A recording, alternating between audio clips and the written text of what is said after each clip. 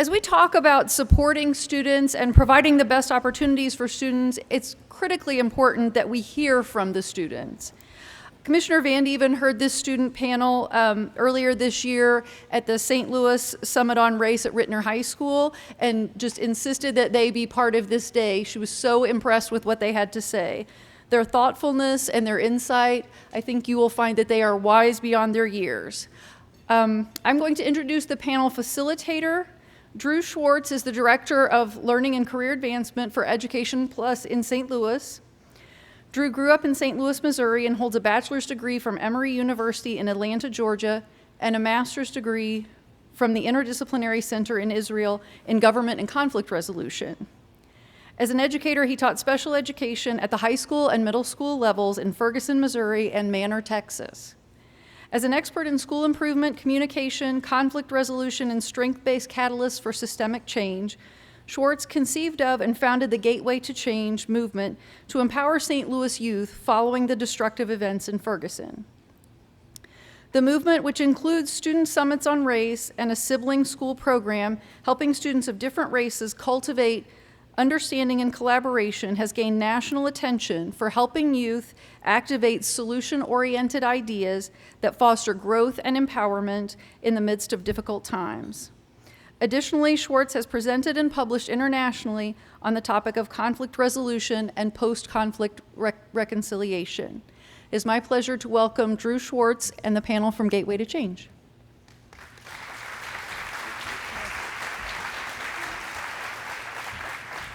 So I want to thank you so much, and especially Commissioner Van Dieven, because you all make time for students and you're empowering our amazing student leaders. So thank you so much for providing that forum.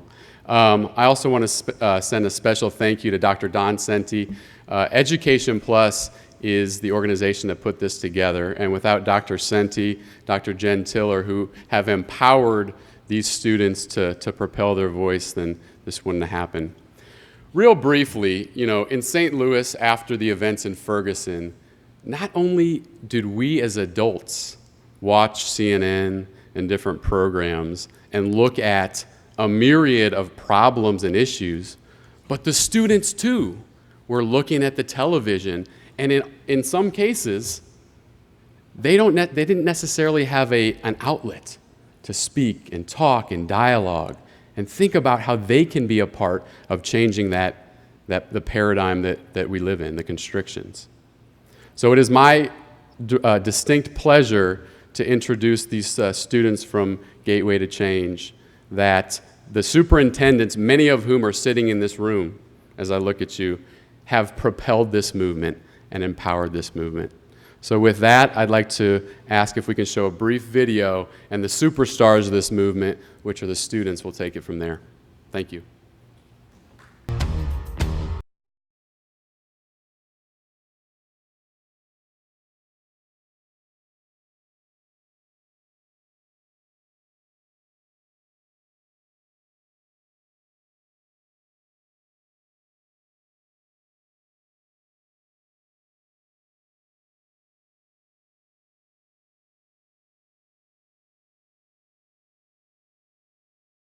Venture that a lot of students throughout the city are going on together. It's the Gateway to Change movement. And this is the third student summit on race that students from all over St. Louis City and St. Louis County are participating in. 200 kids from over 15 school districts in St. Louis, that's important.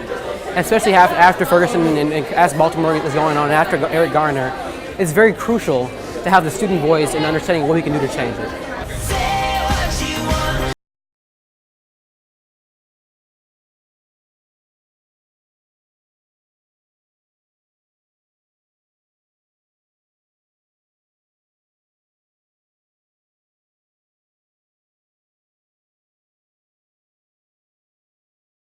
Kind of was eye-opening for me personally, because I never noticed how different everything actually is, and how many struggles and triumphs actually go into making a change.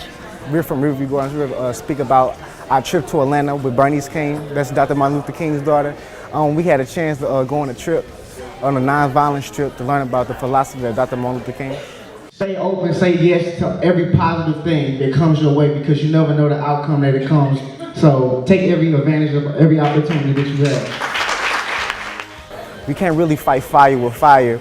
It's more so negative outweighing positive, but more positive people, more positive motives outweigh the negatives. Everyone has a goal. Everyone has a job. You know, to stay driven and stay motivated. And it was a quote by Gandhi, if you want to see change, you got to be that change in the world. So.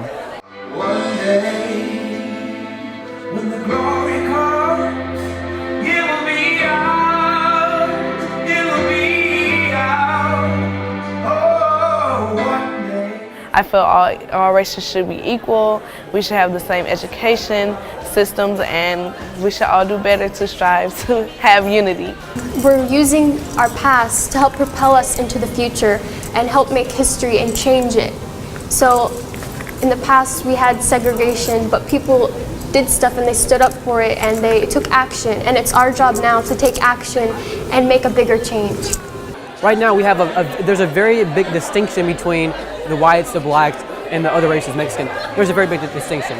So figuring out how we can solve that, how can we bring these communities together to develop a strength, to develop a friendship, to develop a city that's on the same path towards achieving, towards success, and towards impacting the world. So now that these students are able to say, here's the problem I'm dealing with, here's the story that developed that problem, and here's the solution I propose to fix that problem, that's what's needed. And that's what's required to make an impact in any community and make a change anywhere in life. By galvanizing their enthusiasm and so on together, they can actually change history moving forward. If you have a dream, if you have a passion, and you have a love for something, you put all your might towards that, all your love for that, you can achieve whatever it is.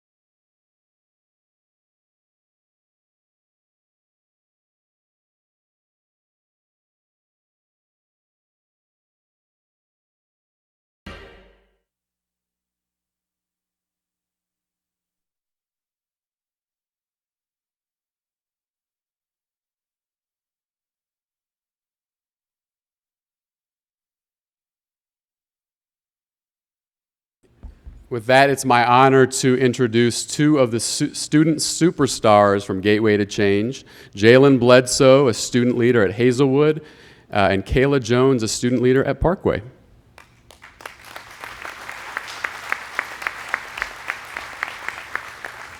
Good afternoon. How are you guys doing? You guys seem kind of tired out there. Let's try this again. Okay. How are you guys doing? Perfect. So, first off, thank you guys for having us here. I am a huge proponent of getting the youth voice out there. And with our team and our mission to impact St. Louis and bring St. Louis back together, it's been crucial that we have as much youth voice as we can. And you giving us that platform and that venue to do that, I am greatly appreciative of that. Thank you so much.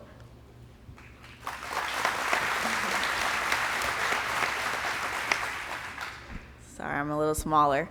Okay, so pretty much I'm just going to give you guys an overview of what we did this year. We had 4 summits, and pretty much what we call a summit is just when all of the students from all of the schools come together. And this year was just our preface, so pretty much at this year's summit, we were opening up the conversation. As Jalen said, we need a voice, and for a lot of people, that had never happened in a school setting. So at the first one, Drew pretty much led that one, and then the second one, Jalen and I were chosen to lead them. So Drew, Jalen, and I came together. We made the agendas, we made the activities, and decided what we would do.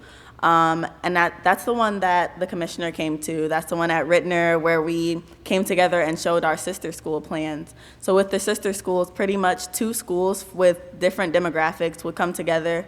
Some schools decided to do a day, and some schools just decided to have a dialogue. So they would say the similarities between races, similarities in classes, and differences with classism, ageism, all of these components that usually we don't look at in school, but they actually do matter. And at the third one, it was at the History Museum. That one we had a speaker, and we also talked to Dr. West, who works at the King Center in Atlanta, and at the Riverview Gardens students, they had connections with her as well. There we learned about nonviolence, and a lot of times students would get really riled up because we're having all these great conversations and we're saying all these problems and we have great ideas, but a lot of people really wanted to act. So with Dr. West and talking to her, she pretty much gave us a blueprint of, hey, this is how you get your ideas out. This is how you do it through nonviolence. And pretty much she taught us that it's a lifestyle, it's not just one thing. And our last one, we had a workshop on systems. So systems of racism, systems of oppression in general. And through that, that was kind of just something to support us in the summit and just a learning experience.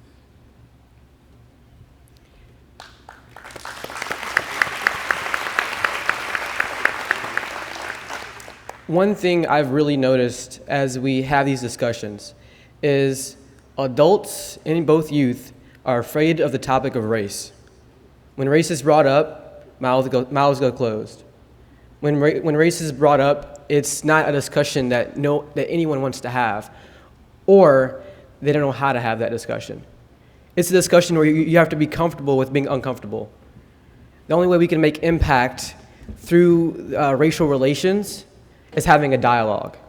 And one of the best parts about the Gateway to Change movement is we've given hundreds of students a platform and a location to express their story and to see students from different demographics. One of our programs is the Sister School Initiative, where schools are from completely different backgrounds. Segment, 99% white. Hazelwood East, 99% African American, are coming together for a day at each other's school to see how their day goes, to see what's different, to see how their life may be similar or different. It's a phenomenal experience for everyone. So we're gonna actually go through some slides, and we're gonna have our student panelists discuss how they were impacted by some of our activities.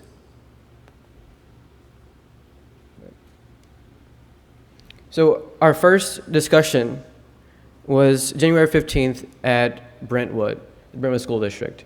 This was led, and we had a discussion on how do we open up a race dialogue. A big part of that was a positive vibe. How do we come in and have that discussion without being aggravated or having an attitude or having a issue when we may have been offended? It's really crucial. So I'm gonna ask you all, whoever wants it, how do you all feel that having the right attitude coming into a discussion about race helps you progress in that discussion and make a change?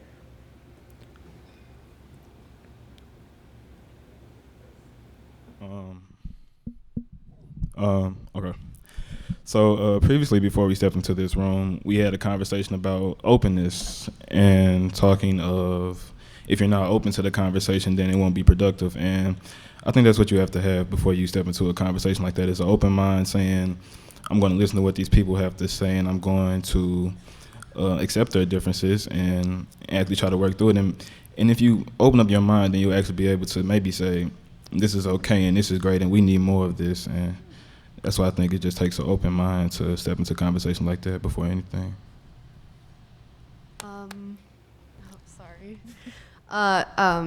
Going off of what you said, we were also talking in the other room, and I think when you go into a conversation,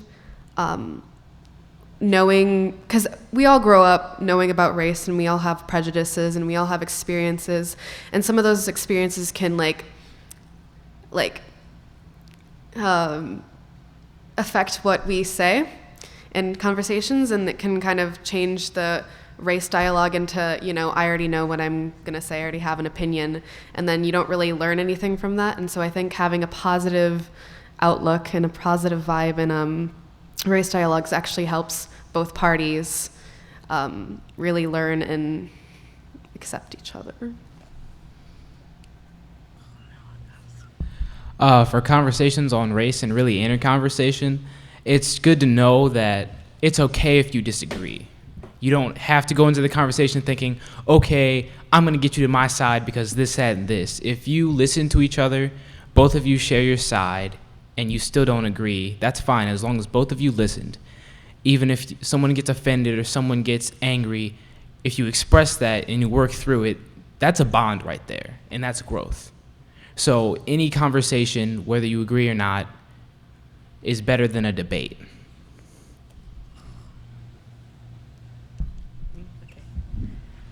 Okay, and then another key factor that we used in the Race Summit is rising above the problem. So that goes with a lot of what they were saying about, I know we talk about dialogue and debate. So in the dialogue, both parties are listening. Both parties are invested in what the other person is saying. However, in a debate, just as you guys might have seen like a debate team or like a debate conference, as the person is giving their ideas, you're writing down what you're going to say. You're writing down what you're going to say and make sure that you know that you're right. However, when we use dialogue, we grow from each other. Even today, we had a bit of someone got offended today, but we stopped. We said, hey, that offended me, and we grew from it. And that's the really important thing about having these race summits. So did you guys want to say anything on rising above the problems and just looking above it?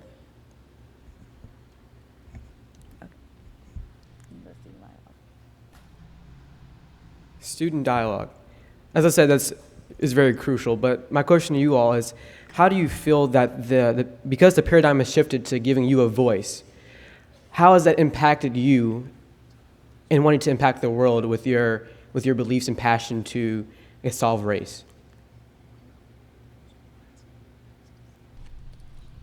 So like personally with me having a voice, I think it was before the second one, and even in the second one, I was at the second summit at Redner for like an hour or two before I really started talking, You're in an environment and you start to feel it out and you realize, wait, these people are listening to me. Whoa, that people listen to me? That's cool. So you start to share your opinions and you start to grow and you start to have these discussions and really like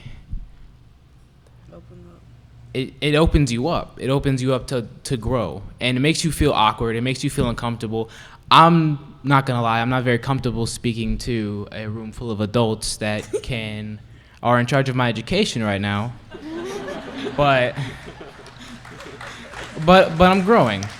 I feel I'm getting a little taller. So yeah, just opening up.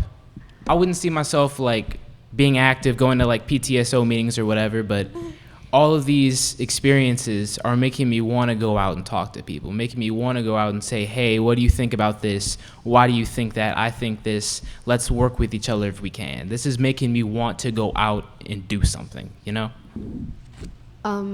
You're always told when you're growing up that even though you're a kid, you have a voice, and you're told it a lot, but you never really feel like you do. And I think this is so important because it finally feels like we have a voice.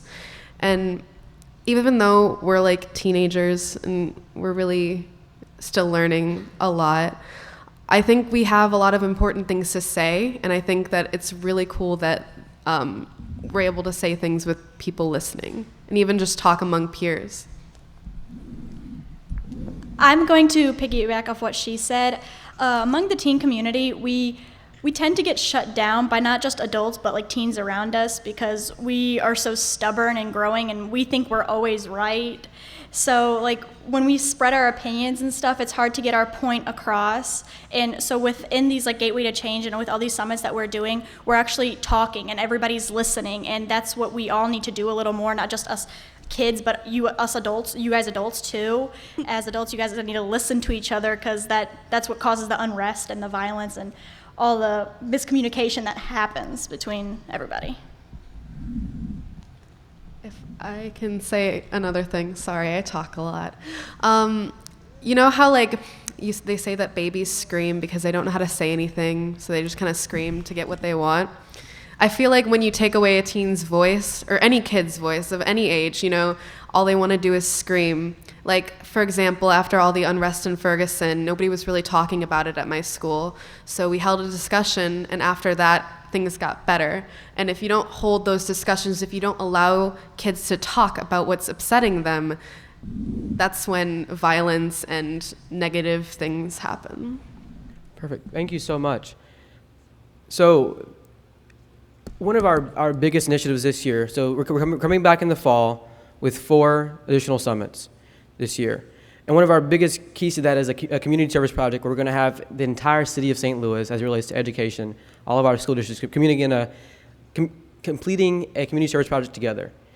And my ask for all of you is, let's take it statewide.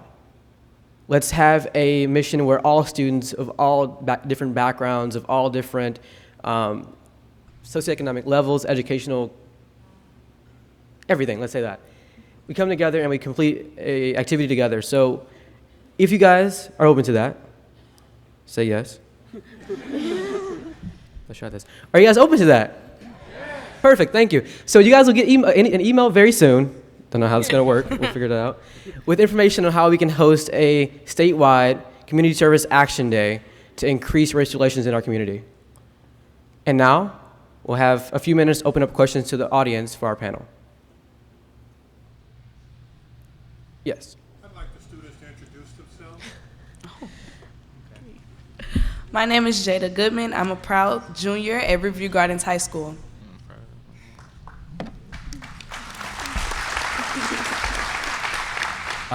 My name is Sean Filer. I'm a junior at McClure High School.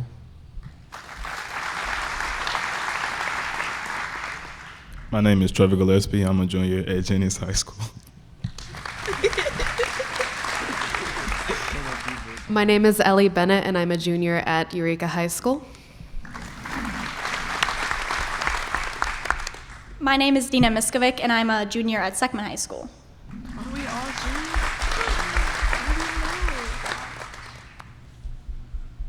Any other questions? I will come out there and find someone. Perfect, thank you. You have Mike. Thank you, sir. My superintendent has a question over there. It's one of them news, man. Okay. So big that might be. Is that English person? First of well, okay. Great job. Thank you so much. It takes a lot to come out in front of a lot of people, so you should be applauded for that. Thank you.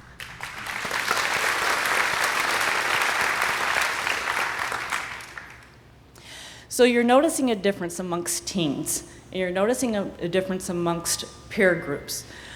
And as you grow into adults, obviously this is going to transcend and work its way down the, as a trickle effect. But is it trickling up? Have you seen your parents and your aunts and your uncles and your teachers become more open to conversation? Have you been able to stay calm and nonviolent and teach the adults some of these things in your community? Well, for Riverview, we actually had 365 nonviolence come to our school after the Ferguson incident. So it helped our teachers, the students, staff, it helped everybody in our school. So the students that were in the 365 group, we took it home to our parents, to our younger siblings, and also, as you said, our aunts, aunties, our aunts, uncles, everybody, we took it home to them. And I can say my family, we aren't the most peaceful, but after I took it home, we realized there are other ways to deal with our problems instead of the violent way. So it helps my family personally. So I think it was after the summit at Rittner, my student empowerment group, which I'm the president of, we started going to personal development days for the teachers and talking to them and saying, hey, this is what the students are thinking of, problems we have in our school and what you can do to help us grow and learn. And it helped as in, because I did this spiel about how teachers have feelings too, and they seem to appreciate that. And we just, I think it was for like an hour, and we just talked to them about different ways of communication and like certain like microaggressions and nonverbal stuff that's starting to cause friction in our school. And I haven't really seen the numbers back from that yet because this was in the spring, but I'm hoping it helped. I feel like it helped. I feel like it eased some of the tensions in our building, and we've done 2 of those, and I hope to do more. I think that the key points that Gateway to Change really drives home, like communication and being open, is something that teens can take home to their parents and really open up race dialogue. And I think that it takes a lot of courage for teens if they know that something that an adult is doing is not so good. It takes a lot of courage to, tell an adult that. But when that like dialogue happens, I think that's when a lot of like my parents, my grandparents, my teachers, all the people that are above me, like that's when like we really both learn, Okay, we have time for one more question. Okay, wait, where'd he go? Okay, he's coming.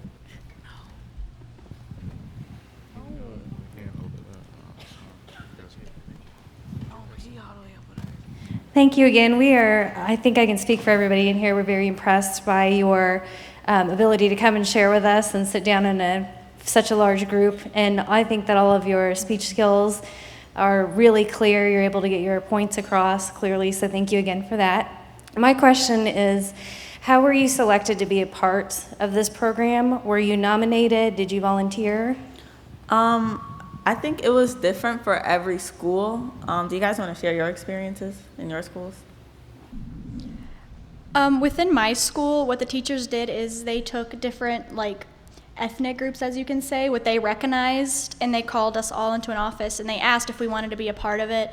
And because this was all new to us, and now that we've seen how big this has grown and how everybody wants to be a part of it, I have people coming up to me at school and asking, what can I do to be a part of this, because I really want to do this. So we're thinking about spreading it like whole like little club as a group thing, and not just us like 10 students that were actually chosen. So over at my school, I forget, it was some government agency decided to host this program at McClure North, McClure, and McClure South Berkeley in the Ferguson-Florissant School District. And it was called SPIRIT, which is an acronym that I don't remember off the top of my head. And it was pretty much you sit down and you talk about how you can change your school for the positive. And this was in the fall. This was like right after school came back in from the Michael Brown stuff, because Ferguson-Florissant, that's all where it happened. And from that spawned like 3 different clubs that wanted to change the school, which turned into one. And that club is the one that's been doing all of the summits, all of the events, all of the go talk to people stuff that we've been offered. So at Riverview, as I said before, we had the Nonviolence 365 group. My principal, Mr. Darius Kirk, picked 4 of his students that he thinks were most impacted and learned the most from our trip to Atlanta. So that's how myself, Devin, and Troy, and Darius, which he's at work, but he picked us 4 because he trusted us and he knew that we took the most out of it.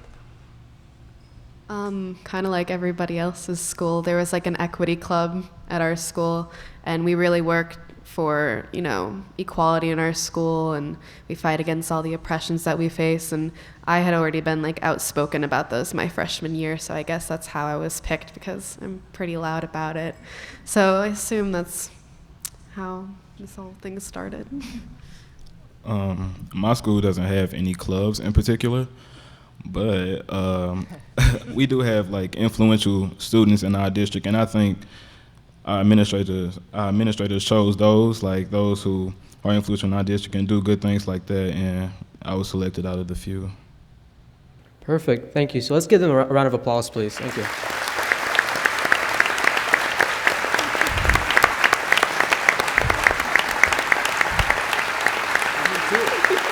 Can I have the rest of our students come up?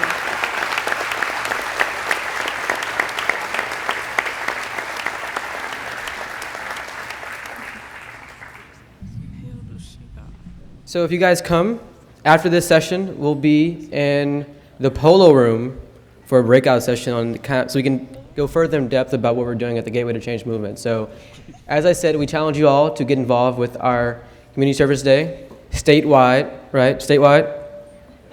Wait, try this again. Statewide, right? There you go. And I look forward to talking with all of you, hopefully, taking this movement statewide, the nationwide, and maybe globally.